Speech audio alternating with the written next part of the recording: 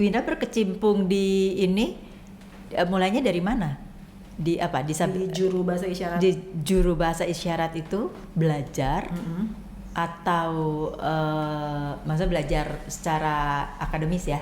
Atau memang karena kepengen panggilan hati, nggak mau bilang sosial sih, panggilan hati gitu ya? Rasanya itu pekerjaan utama bukan? Untuk saat ini iya, dari tahun lalu sih, baru tahun lalu sekarang menjadi pekerjaan utama buat saya. Itu dimulai dari mana? Karena memang tertarik atau? Jadi sebenarnya di Indonesia ini belum ada kelas khusus atau jurusan khusus tentang bahasa isyarat. Paling kalau ada mungkin kayak di beberapa universitas atau di beberapa jurusan itu. Jadi di Indonesia itu ada 2 bahasa isyarat yang dipakai nih, Bu. Dua jenis bahasa isyarat yang dipakai. Antara bahasa isyarat yang dipergunakan tuli dan dibuat oleh teman-teman tuli sendiri, itu namanya Bisindo yang saya pakai, bahasa isyarat Indonesia, dan sistem isyarat bahasa Indonesia yang biasanya dipakai di sekolah-sekolah. Nah, yang dipakai di sekolah-sekolah ini itu yang sudah mungkin kalau ada teman-teman yang ngambil di jurusan PLB itu diajarkan yang di sistem sekolah ini internasional nggak? Maksudnya internasional mengerti nggak? Enggak. Jadi dua-duanya ini untuk Indonesia. Bedanya apa? Kalau menurut ceritanya teman-teman tuli itu yang sistem yang dipakai di sekolah saat ini itu merupakan sistem isyarat bahasa Indonesia, namanya seperti itu kan. Jadi kayak bahasa verbal, bahasa teman-teman verbal dengar diisyaratkan dan mengikuti pola struktur bahasa orang dengar. Sedangkan kalau Bisindo yang saya pakai itu adalah bahasa yang dipakai di lingkup teman-teman tuli sendiri dan diciptakan langsung oleh teman-teman tuli. Dia juga memiliki struktur bahasa yang berbeda dengan struktur bahasa kita sebagai orang dengar. Jadi 2 ini strukturnya berbeda dan juga sebagai orang dengar berbeda juga. Kan kita verbal nih. Nah, kalau yang dipakai di sekolah ini, yang si sistem ini, itu bahasa kita diverbalkan. Contoh misalnya bahasa kita diisyaratkan. Iya, bahasa kita diisyaratkan. Maaf. Misalnya kayak saya makan pisang. Verbalnya seperti itu ya, diisyaratkan yang di sistem ini adalah saya makan pisang. Sama persis. Tapi bagi temen tuli yang dia sangat visual, dia akan bilang, "Kenapa kan pisangmu masih ada di sini? Kok kamu bilang saya makan pisang sedangkan posisi pisangnya tuh masih di sini, nggak kamu makan. Kok bisa?" Jadi dalam Bisindo untuk kalimat saya makan pisang itu isyaratnya pisangnya dulu, objeknya yang kita lihat dikupas, dimakan. Jadi bahasa kalimatnya saya makan pisang, cuma struktur ketika saya menerjemahkan ke isyarat pisang makan. Oh, I see, DMMD dong. Iya, kita punya glosa sendiri. Dalam bahasa isyarat itu ada glosanya sendiri. Misalnya kayak bertanya, kenapa kamu sakit? Itu bukan kenapa kamu sakit, tapi kayak saya lihat dulu, oh yang sakit nih si kamu. Kamu sakit apa sebab? Dia memang karena dia visual. Jadi yang dilihat, yang saya tahu ya, yang dilihat tuh objeknya pertama. Contohnya saya mengambil gelas. Saya lihat gelasnya dulu kan. Gelas, ambil. Dalam tulisan tuh saya mengambil gelas, makanya kami disebutnya interpreter. Kalau dalam bahasa Inggris kan sign language interpreter, bukan translation, bukan translator. Jadi kayak kita menginterpretasikan kalimat. Iya. Jadi visualnya itu di kalimat terjemahkan. Iya, kalimat itu diterjemahkan sesuai dengan keadaan. Iya, dan sesuai dengan Bisindo, yang makanya teman-teman tuli itu lebih paham menggunakan Bisindo daripada yang diajarkan di sekolah karena lebih visual. Oke, jadi bagaimana mereka mengkombinasikan itu? Oh enggak, mereka sehari-harinya pakai Bisindo. Bukannya nggak bisa ya, mungkin waktu di sekolah mereka diajarkan, tapi untuk komunikasi dan sehari-harinya mereka itu mereka menggunakan Bisindo. Berarti yang di sekolah itu bisa jadi nggak terpakai dong? Lebih ke arah situ kan ya? Mungkin ya, tapi kalau untuk baca tulis sih lumayan mungkin ya menurut saya bisa membantu. Tapi kalau untuk komunikasi pemahaman memang harus menggunakan bisindo karena itu lebih visual. Contoh Bu, teman tuli saya tuh pernah membaca, dia bisa baca. Teman tuli tuh berarti teman-teman tuli nggak bisa baca? Oh bisa, tapi memang pemahamannya variatif. Balik lagi kayak kita orang dengar kan. Pemahaman kita akan persepsinya beda-beda kan. Nah teman tuli waktu itu baca Indonesia negara berkembang. Terus yang diisyaratkan yang saya waktu itu pernah lihat itu adalah Indonesia berkembang. Saya tanya ke teman tulis saya, kamu paham nggak? Oh iya paham. Maksudnya apa? Kan aku tanya gitu. Dia jawabnya, oh berarti di Indonesia itu banyak bunga ya, macam-macam. Karena ini adalah kembang buat bunga. Jadi dia berpikir Indonesia negara berkembang, Indonesia yang punya banyak bunga. Banyak jenis bunga. Iya. Nah, bagaimana mentranslate itu? Dalam kami bisindo itu Indonesia besar. Negaranya tuh besar dan dia maju. Berarti kita sebagai kita interpreter makanya sebutannya. Sebagai interpreter itu kita harus bisa menerjemahkan dari bahasa kita ini. Iya. Dari bahasanya verbal, mereka. Iya. Terus dengan syarat iya, pula. Jadi kayak kalau teman-teman tuli bilang, kamu dengerin satu kalimat, kamu ubah ke dalam bahasa isyarat dan dipersingkat. Kadang bukannya dipersingkat, kadang ada yang tidak ada bahasa isyaratnya. Misalnya kayak ada di HP ku tuh ada tuh misalnya kayak ada beberapa nggak apa-apa lagu, bisa pakai. Ada lagu yang misalnya ini waktu kami menerjemahkan lagunya Yura Yunita. Itu kan ada kalimat tak apa terjatuh gitu. Jadi sebenarnya kalau dalam bahasa isyarat kayak nggak apa-apa terjatuh orang. Tapi waktu itu pas kami perform aku bilang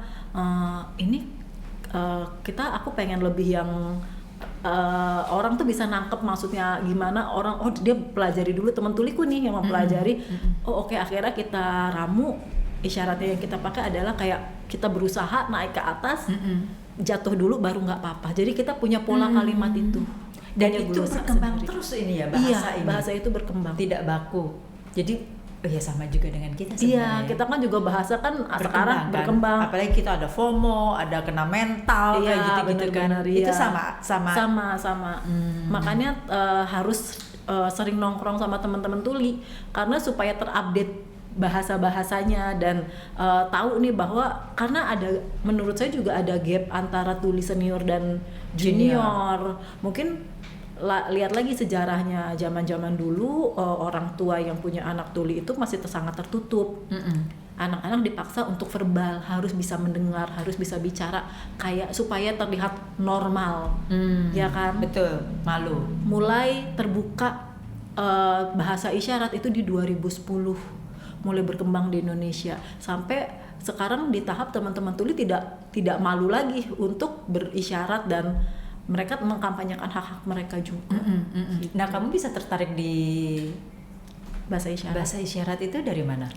Kan kalau menurut saya ya Bu ya, kan manusia itu memiliki kecenderungan mencari pola yang sama supaya dia nyaman. Nah, saya itu dari SMA memang punya ketertarikan dengan kegiatan sosial. Jadi waktu SMA saya sudah aktif di dulu namanya KKS Melati. Sekarang jadi rumah baca gitu di dekat rumah. Terus kemudian saya dari SMA dan sampai hari ini saya menjadi pengajar plus pembimbing juga untuk anak-anak pemulung yang ada di Lebak Bulus. Dulu itu sempat di daerah Pentokan Gunung Balong di Lebak Bulus, Jakarta. Terus sekarang pindah ke Jalan Pertanian. Dan itu sampai hari ini. Ketika saya kuliah di Solo, otomatis saya akan mencari kecenderungan kegiatan yang sama. Nah, waktu itu sempat saya ngajar juga nih sama anak-anak jalanan di daerah Tirtonadi. Nah, dari situ kenal, diajak sama teman, coba yuk ke SLB. Ada SLB swasta yang keadaannya tidak seperti kan mungkin kalau kita ngebayangin sekolah swasta bagus segala macam, enggak. Jadi di SLB itu walaupun swasta ternyata keadaannya cukup memprihatinkan ya menurut saya pada saat itu. Dalam hal apa tuh memprihatinkan? Dia kayak tidak Iya, akomodir atau kayak mereka masih sewa rumah untuk menjadi sekolah, terus guru dalam hal fasilitas. Iya, guru-gurunya juga kebanyakan senior atau misalnya orang tua yang punya anak berkebutuhan khusus terus ingin mendedikasikan. Jadi karena balik lagi kayak sistem penggajiannya, terus kadang-kadang ada juga sekolah-sekolah swasta yang subsidi silang menerima anak-anak yang kurang mampu gitu kan. Nah dari situ saya menjadi relawan untuk pengajar. Kebetulan saya S1 psikologi kan Bu ya. Saya di situ abis itu bikin acara nih di Solo. Itu sering banget namanya night market di Ngarsopuro. Nah di situ ketemulah sama temen tuli. Awalnya penasaran kayak kok mereka di night market mereka tidak menjual barang apapun. Mereka ngapain di situ? Iya, ngapain mereka di situ berkumpul, ada meja, ada banner, terus mereka gini-gini semua gitu. Itu ngapain gitu. Kan berhadapan-hadapan sama stand saya waktu itu kan di stand autis ya. Saya samperin, terus saya tanya ini segala macam diajarin. Hari kedua, hari ketiga langsung tiba-tiba saya diminta. Kayak Winda ikut yuk kegiatan kami, ikut yuk dan itu bener-bener awalnya saya ngejak. Orang ngomong tuh saya eja Bu, misalnya ada bapak-bapak bilang kayak assalamualaikum, tuh saya eja assalamualaikum karena saya nggak tahu bahasa isyaratnya. Terus mereka kasih tahu dan itu akhirnya berlanjut sampai sekarang. Dan ini sih lucu ya menurut saya kayak kuasanya Tuhan gitu ya. 6 atau 7 tahun saya berkecimpung di dunia tuli, sepupu saya punya anak sakit dan kemudian anak itu menjadi tuli.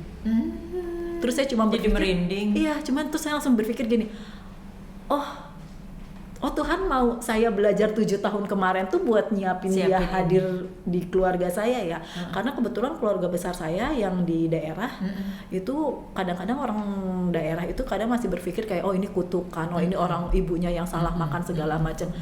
Nah ketika dia lahir di keluarga saya yang tidak pernah ada disabilitas sebelumnya dan dia tuli, jadi saya justru bisa istilahnya menjadi tameng buat orang-orang yang punya stigma negatif terhadap keponakan saya itu. Bahwa tuli itu bukan keturunan, bahwa tuli itu bukan kutukan segala macam.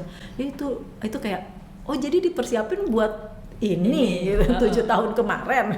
Kalau enggak mungkin kayak habis kali mentalnya ya. Gitu sih. Oh that's good ya. Maksudnya ya kita nggak pernah tahu ke depannya seperti apa, tapi itu kan sesuatu yang dipersiapkan yang walaupun kita tidak tahu itu kan indah pada saat. Iya betul. Tapi sekarang nggak ada problem dengan ponakan. Oh enggak sih, paling jadi lebih ngobrol sama ibunya kayak ini kamu juga harus belajar bahasanya dia karena itu adalah bahasa ibu bagi teman-teman tuli. Teman tuli kan tidak bisa mendengar ya. Kamu minimal harus belajar kayak kasih tahu sapu, sabun, jambu kan verbalnya sama. Kalau cuman ambilin sapu sapu betul ya, kamu harus tahu minimal bahasa-bahasa dasar. Kamu belajar sama anak kamu. Tapi kalau dia teman-teman tuli ini kan mereka kalau dari lahir ya kan tidak bisa bahasa isyarat. Kadang-kadang kalau kita lihat orang tuh dia bisa baca, kita punya baca bibir gitu bibir, ya. tapi kalau misalnya dia tidak pernah sama sekali mendengar dari kecil, itu bagaimana dia belajar? Ada nggak atau enggak? Ada, banyak sama kemampuan tuli itu bervariasi setiap tuli. Dan kalau kita tes kan kemampuan pendengarannya juga beda-beda. Maksudnya ada yang udah berapa desibel yang bener-bener sama sekali nggak bisa dengar suara, ada yang masih berapa desibel masih bisa nangkap beberapa suara.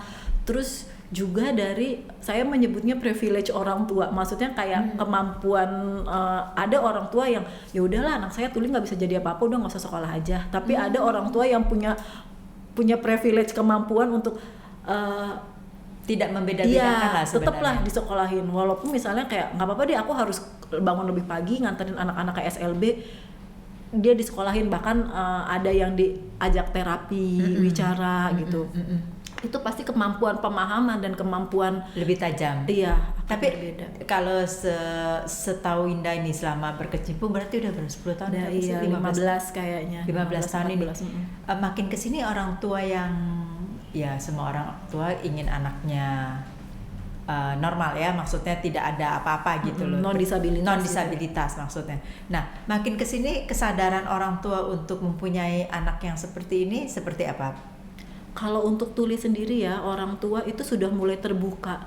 Kayak oh ternyata anakku tuli. Sudah mulai banyak ya, mungkin dari 100 orang tua sudah berapa 80-nya lah sudah kayak oh anakku tuli, ini treatment yang dia butuhkan.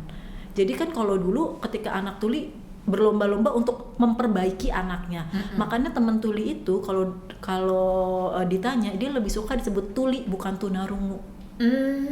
Karena bagi mereka tunarungu itu adalah persepsinya medis, sesuatu yang rusak dan harus diperbaiki. Sedangkan mereka merasa saya tidak rusak, saya hanya berkomunikasi dengan cara yang berbeda. Makanya mereka lebih suka disebut tuli sebagai sebuah identitas. Tidak perlu memperbaiki apa-apa. Memang tidak bisa diperbaiki juga. Iya, dan kayak mereka lahir seperti ini dan it's okay. Ya normal. Iya, bagi mereka biasa itu normal. Aja. Iya, nggak apa-apa. Cuman kita kayak ada orang Inggris nggak bisa bahasa Indonesia, ya nggak apa-apa. Dia berbicara bahasa Inggris, dan kami pun berbicara dengan bahasa isyarat. Kayak gitu. Tapi jadi lebih terbuka ya sekarang ini. Nah, kamu banyak berkecimpung di tuli ya? Iya. Kalau di yang lainnya kayak netra, kayak yang lain-lain karena sering acara-acara kan kita suka bareng disabilitas kan. Oh iya. Ada tuli, ada netra. Jadi ya cukup kenal juga sama teman-teman netra. Bahkan waktu dapat undangan di podcast ini, itu saya langsung telepon teman netra kayak besok aku masuk di podcast, kalian ada mau sampaikan apa? Teman-teman tuli pun juga seperti itu. Teman-teman, ada temanku yang pakai kursi roda yang saya kenal juga, besok aku mau ini, kalian kira-kira mau ngomong apa? Apa mereka seantusias apa sih sebenarnya? Penasaran juga kan? Jadi kalau dari teman-teman netra dulu itu dia kalau untuk katanya untuk transportasi udah oke. Sekarang sudah ada Transcare untuk yang di Jakarta. Tapi mungkin kendala buat teman-teman yang ada di daerah ya. Terus yang kedua adalah pekerjaan. Kayak banyak perusahaan jarang sekali menerima disabilitas sensorik, terutama netra, karena ya terkait dengan misalnya alat, katanya aduh susah nanti gimana, terus alat-alatnya seperti apa, padahal pengennya teman-teman ya mereka cukup baca screen reader aja. Kan ada kan misalnya mereka suruh jangan netra itu jadi CS mulu, mereka bisa kok mungkin naik jabatan di bagian admin atau di bagian IT. Teman-teman netra itu cukup memiliki keahlian di bidang IT, di bidang copywriting kayak gitu paling Bu. Di bidang pendidikan juga mungkin kalau sekarang udah ada nih SLB yang gurunya netra sama netra. Nah, ini juga akhirnya beririsan dengan pesannya teman tuli. Pesannya teman tuli juga guru-guru itu kalau bisa berbahasa isyarat nih. Nah, guru-gurunya itu tuli juga atau guru-gurunya? Kalau untuk SLB boleh pakai guru tuli. Kalau untuk inklusi, guru-guru dengar pun minimal bisa berbahasa isyarat jika kan mereka menerima murid inklusi kan. Atau kalau harus ada shadow teachernya coba diusahakan cari shadow teacher yang tuli.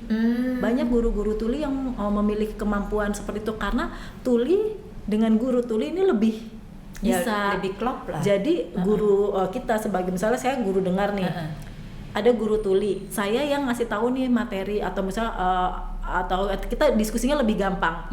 Dia yang membuat kurikulum sendiri kan, kalau shadow teacher buat kurikulum sendiri kan untuk diajarkan ke murid tuli, itu lebih efektif daripada kayak orang dengar yang langsung mengajar. Makanya kalau bahasa isyarat itu cocoknya diajarin langsung sama tulinya nih.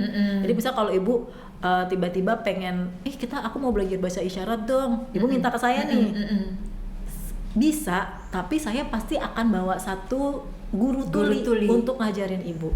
Saya hanya berperan sebagai penerjemah di pertemuan pertama gitu, atau mungkin di bagian kayak komunikasi. Karena nggak efektif ya kalau kita guru dengar sama-sama, lama-lama kita bicara.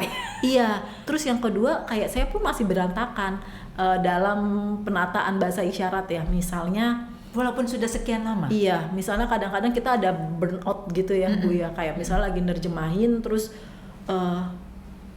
aduh ini topiknya apa ya, bingung gitu kan. Kadang-kadang kita, karena kalau JBI itu sebenarnya idealnya yang sesuai dengan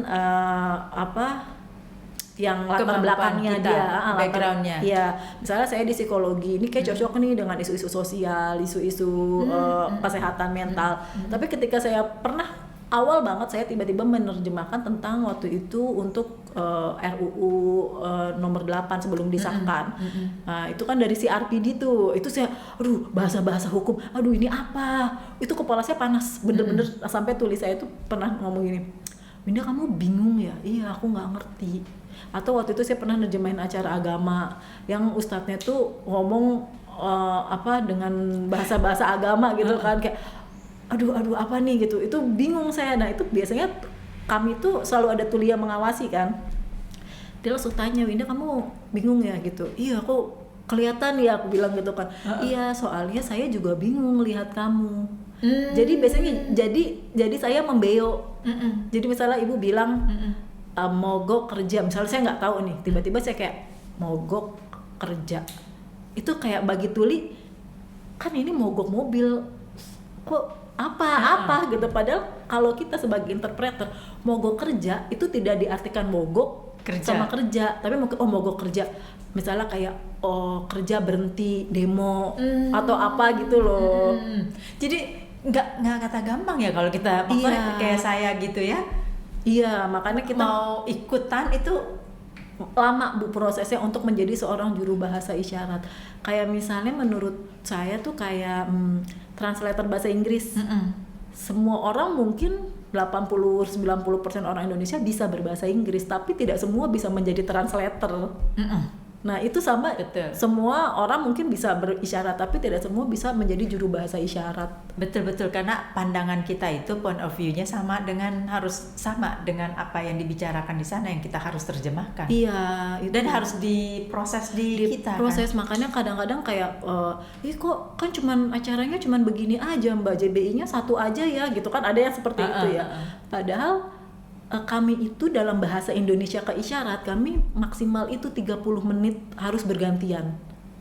Itu harus, kalau kayak terpaksa mentok banget nih, nggak ada, mungkin karena ini relawannya bener-bener nggak ada budget atau kayak datang bener kita nggak dibayar, itu kita masih bisa paham. Tapi kalau itu suatu acara normalnya itu harus 2, karena kita kelelahan di kepala.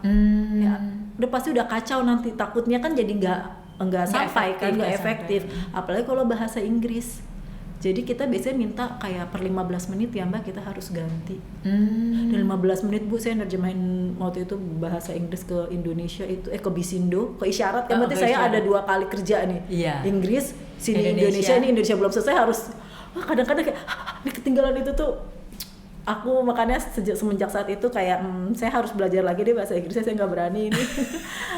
Karena waktu itu saya nerjemahin ini Youth 20 dengan yang orang ini bicara, aduh, bahasa Indonesia aja kadang-kadang nggak kekejar ini. Tapi itu membuat kamu terus-terusan, maksudnya ada satu periode di refresh nggak? Maksudnya setelah 6 bulan sekali gitu loh, kita mulai lagi seperti nge-charge gitu loh, di recharge gitu, gimana ya? Di recharge gimana? Jadi maksudnya kan bahasa itu kan berkembang terus ya. Bahasa tuli kan bahasa isyarat. Bahasa isyarat kan berkembang terus. Terus kemudian ditambah lagi dengan keadaan sekarang yang berkembang dan kita nggak pernah tahu, dari keadaan, dari situasi, kemudian dari bahasa, itu kan terus-terusan berkembang. Ada maksudnya periodically nggak? Secara periodik tuh kita belajar lagi, kayak di training lagi gitu loh. Kalau yang saya tahu ya itu enggak sih Bu, tapi itu kemampuan juru bahasa isyarat itu akan terlihat ketika dia menerjemahkan. Kalau dia sering nongkrong sama teman-teman tuli, sering berkomunikasi sama tuli, itu mudah. Iya, lebih gampang menerjemahkan daripada orang yang datang jadi penerjemah terus bekerja. Kalau saya cara merecharge-nya kayak gitu. Jadi ada satu masa yang kalau dulu saya waktu kerja di lembaga itu kan kita harus nerjemahin hampir setiap hari ya di TV gitu. Nah, ketika 1 tahun belakangan saya menjadi freelance, saya independen sendiri, itu kadang-kadang kayak ada jadwal yang saya kosong. Nah itu atau enggak kayak cuman 1 jam doang nerjemahin gitu kan. Abis itu kan banyak waktu yang kosong ya. Itu biasanya entah saya belajar hal-hal baru yang di luar penerjemahan, atau saya ketemu Nongkrong sama teman-teman tuli. Teman-teman tuli. Itu jadi bukan beban pekerjaan ketika saya nongkrong gitu loh. Kan jadi kayak kita gathering aja, kayak iya, kita ketemu teman aja seperti iya, itu. itu saya recharge energi saya di situ, karena saya pernah kayak lagi nerjemahin, kok jelek sekali ya saya penerjemahannya. Saya merasa seperti itu. Oh, ini tanda-tanda saya harus off dulu 1 atau 2 hari, terus saya main aja dulu sama teman-teman tuli, dapat ini yang baru, terus habis itu dampaknya tuh ketika menerjemahkan lagi kelihatan beda. Nah, sekarang pertanyaannya, pada waktu-waktu, jadi teman-teman tuli ini itu kegiatannya apa aja tuh untuk kesehariannya? Mereka bekerja sama, ada yang kerja, kuliah, sekolah. Jadi sebenarnya sama aja kita. Sama. Karena bagi mereka itu normal sih sebenarnya. Kita juga sama, makanya mereka nggak suka disebut. Kadang-kadang orang dengar, kita sebagai orang dengar, oh ya kita kan normal. Terus kan teman-teman tuh suka, loh saya kan tidak ODGJ, maksudnya normal gimana nih gitu kan. Terus oh iya, terus aku bilang sebutannya teman tuli dan teman dengar. Itu mereka sama aja sih. Ini kurang disosialisasikan atau sudah banyak yang, karena kan istilah-istilah baru-baru seperti misalnya disabilitas, kemudian sekarang kan dengar nih teman tuli, teman dengar, ya kan? Walaupun kita sering banyak lah mendengar, membaca juga sama. Ini bagaimana ya kita tahu istilah-istilah seperti ini kembali lagi bagi kita yang kaum dengar ini, teman dengar ini. Biasanya akan ada takut juga ngomong normal. Biasanya akan disosialisasikan sama teman tulinya ketika memang berkegiatan bersinggungan sama mereka. Kayak misalnya ibu ngundang nih teman-teman tuli ke suatu acara, ketemu nih. Biasanya dari mereka sebelum acara itu atau dari panitianya suka in touch ke mereka kayak kalian mau disebutnya apa. Terus di situ biasanya baru ada kayak transfer ilmu. Oh, ternyata disabilitas tuli itu seperti ini. Kayak duduknya, kalau saya diminta jadi JBI, saya tuh berusaha datang 1 atau 30 menit sebelum acara. Itu kayak saya harus menentukan kursi untuk teman-teman tuli saya, kayak ngomong ke panitianya secara teknis, Mbak ini nanti saya ini akan ada di video atau saya ada di kursi. Kalau misalnya ada di videonya boleh lihat nggak ukurannya semana. Terus teman tulinya duduknya saran saya jangan tersebar, tapi tolong taruh di depan supaya bisa lebih jelas lihat JBI-nya. Kan percuma dong. Iya, percuma juga datang tapi kalau tidak terlihat kan. Iya. Sebenarnya karena mereka ya tidak mendengar kan. Kalau kita masa yang teman-teman dengar itu kan mau duduk di mana aja, mereka bisa tidak melihat. Iya, ada suara yang bisa tangkap gitu. Bisa kan? tangkap gitu. Tapi pertanyaannya, untuk mereka ini kan variatif ya, yang teman tuli ini, dia bisa juga karena pernah mendengar tapi terus kemudian karena sakit, terus kemudian memang dari lahir, atau memang ada frekuensi yang mereka tidak bisa dengar. Enggak sih, variasi itu kayak ada yang dulunya pernah dengar. Kayak contoh Mbak Angki yang dulu stafsus itu kan dia pernah mendengar ya sampai usia 10 tahun kalau nggak salah, terus demam ya. Dia jadi tuli, sudah ada bahasa yang masuk, ya kan, makanya dia verbalnya bagus, terus dia kemampuan berbahasanya lebih bagus. Itu akan berbeda dengan teman tuli yang dari lahir tidak pernah mendengar gitu. Cuman ya itu balik lagi yang tadi saya bilang, ketika orang tua sudah menyadari bahwa anakku sama aja loh, banyak teman-teman tuli saya yang dari lahir tidak bisa mendengar, pas kuliah tuh justru dia menonjol menggunakan bahasa isyarat.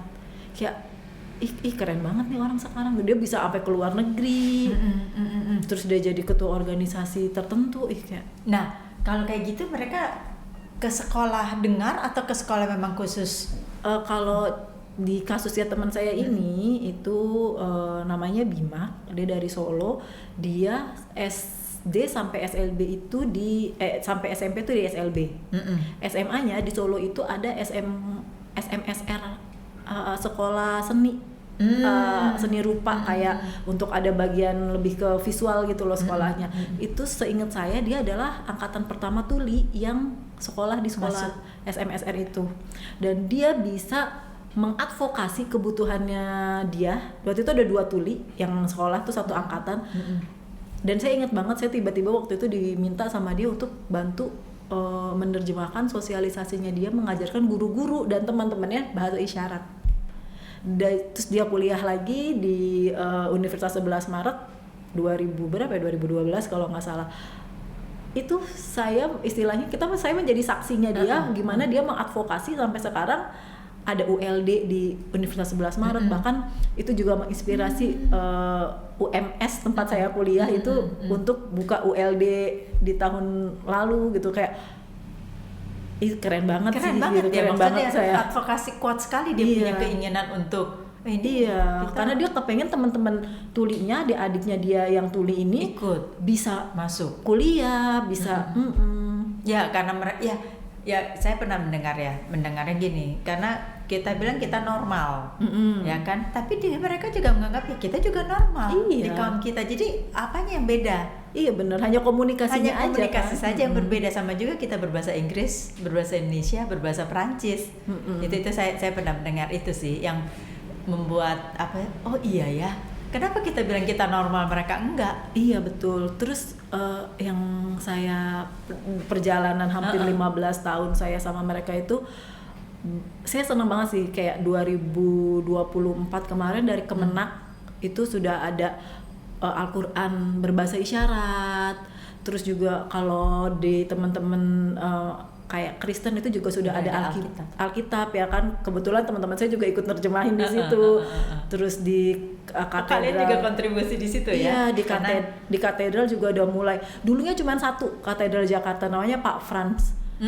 Dia cuma satu, terus akhirnya dia mengajarkan dan bikin kayak kelompok-kelompok untuk minimal ada pelayanan lah untuk teman-teman tuli. Itu akhirnya menyebar ke sekarang di Katedral Bogor itu ada adik saya juga ya, namanya Sigma, Maria Sigma.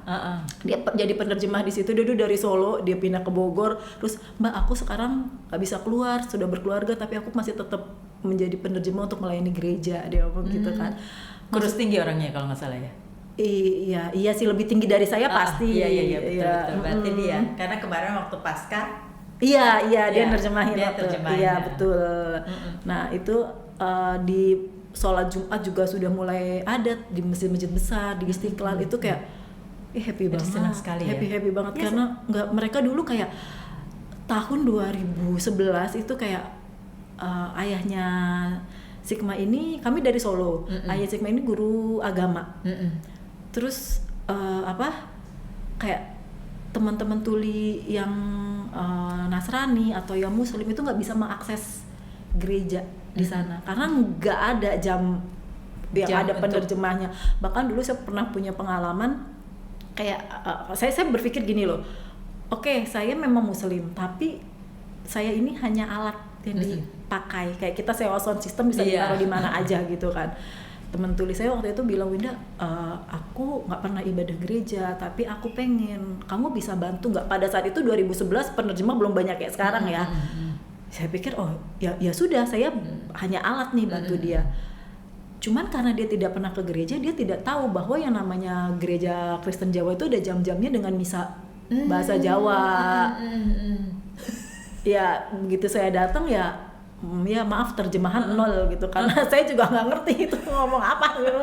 Walaupun saya orang Solo ya, kayak, wah susah banget ini kromo, terus kayak banyak yang harus gitulah, terus pakai bahasa Jawa. Iya, terus jadi kadang-kadang aku waktu itu sama Sigma waktu itu, ayo yuk kita ke masjid-masjid yuk, kita ke gereja, kayak kita kasih tahu untuk minimal sholat Jumat sama pas kalian misa tuh hari Minggu kasih deh gitu di jam-jam tertentu. Cuma waktu itu emang susah sih kalau tidak dari lembaga-lembaga keagamaannya yang bergerak untuk mendekati kita. Bukannya kita yang kesana kan agak susah gitu. Nah senengnya alhamdulillah itu di mungkin berapa ya 5-6 tahun belakangan tuh sudah mulai ada. Bahkan dulu teman saya yang Muslim aja nggak tahu loh bacaan sholat. Mereka nggak tahu. Aku bilang, kamu kalau sholat Jumat ngapain? Diem aja, liatin, ngikutin itu. Kayak gitu. Terus memang tantangan ya. Iya, brosur kan kalau sholat Jumat tuh suka ada brosur kan, dapat brosur apa agama. Winda, aku dapat brosur ini apa sih? Kadang mereka baca tapi nggak ngerti. Kayak bacaannya terlalu tulisan gitu untuk teman-teman tuli. Tapi itu tulisan itu tulisan bahasa Indonesia. Bahasa Indonesia. Cuman kan balik lagi yang tadi saya bilang Bu, pemahaman teman-teman tuli itu literasinya ada yang kalau mereka orang tuanya terbuka untuk menyekolahkan, mereka bisa literasinya bagus. Tapi kalau yang kayak cuman lulusan SD, SMP, terus mereka harus bekerja, literasinya agak susah gitu.